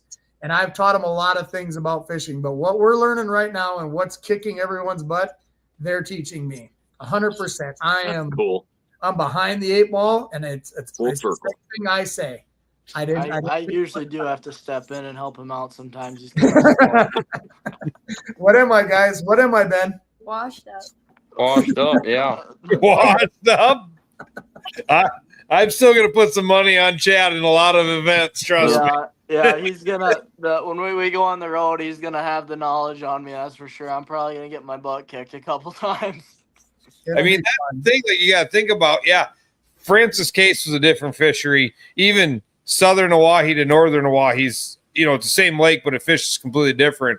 But you get to Mississippi River and you don't have live scope because it doesn't work for, most of them guys over there, and you're casting wing dams with willow cats and all the things that, you've never done before. It's a learning curve. That's where they're blessed. He doesn't know that stuff. And Beau's first thing he says is my weakness is rivers. And but the thing is, I don't know if you've seen 2 younger guys right there that have caught more fish, whether they're just telling somebody they have them on their bottom bouncer or they've hooked them and handed them to people. And so catching fish is a big quality that a lot of people don't get the privilege to do like they do. I mean, they're born into the best playground. Swan Creek area right here it's our home, but it has everything. We can fish, giant fish. You can fish numbers, and it's right here where they get to learn. And you give these guys a jig. You give Ben Beadle a jig and a mono in the spring, he's frightening. He absolutely catches so many fish when he does that. And when we're spring fishing, his dad will be with us. He's like, this is what Ben does all the time. Ben just kicks our butt all the time. And it's just the same as everything else. It's hard work and practice, and they're good at everything. And that's where everybody's like, what's Beau going to do on the Great Lakes and stuff like that? If he can find them, they're in trouble because he does know how to catch fish in about every situation. And bad thing for him, he can barely read a book. No, he's not. He's smarter than I give him credit, but he's not going to balance a checkbook very well. He's not going to sit and tell you how to fix your computer. He will tell you how to fix a live scope and catch a walleye. And hopefully that takes him a long ways in life. And if he does, he gets to live like his happy old man, because that's what I've been doing my whole time. So well, that's awesome. And thank you guys. We took 1 hour and 42 minutes out of your time. We appreciate it. We know you got a lot going on in the Casca this weekend. We'll look for probably one of you 4 on the top. But right on. Before we go, I got to give it to the boys one more time. Your 51st annual South Dakota Governor's Cup champions, Ben Beadle and Beau Schilling. Congratulations. Thanks. A Gov Cup champion. You can that's awesome. You can hand me one of those anytime, man. That's a dream come true, to be honest. If you would have told me I would have won, I will do it 100 times over, man. If you would have told me I would have won the Govs Cup a month ago, I would have called you crazy. Like, it's a dream come true. It really is. I'd have never doubted it if somebody would have said it to you. If I'd have been standing there, I went, yep, and there's no doubt. I just have some inside doubt thing that it's not there. I mean, I've got this thing that's working on the inside of me that just says you are. Well, I said it that day when you won, that you're going to be the youngest goat. I meant it. I praise so, man. I love doing this. I wouldn't change a thing for the world, and I'm going to keep grinding. Amazing. You guys do it. I'll probably see you tomorrow night, guys. Can't wait, buddy. Have a good night. I'll have some checks in tow since. Are you bringing them? We got our Kurt Oliver before I leave town. They were got our trophy. We didn't care about the checks. We were so happy to get that father-daughter trophy. We just left town. That's fantastic. Are we getting our rings? Are they in? I'll be checking before I leave town, but if they're not, I will be driving them up one night because I will not mail them. I'll be presenting them in person. Hey, no worries. I was curious.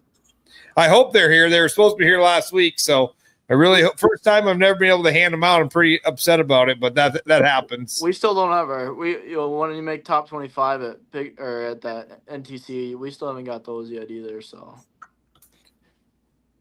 all right, guys, congratulations. Big shout out to Mom too, right? Yeah. Shonda. That's the only reason this works. If it wasn't for Shonda, Sam's learning, and she's the next smartest by far. So we need her to fill in the gaps that the three boys on the right here do not do very well at. Well, congrats and thank you.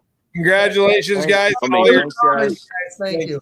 See you All guys. right, take care. Have a great weekend this weekend. Thank you. Very well. Oh, yeah, that is.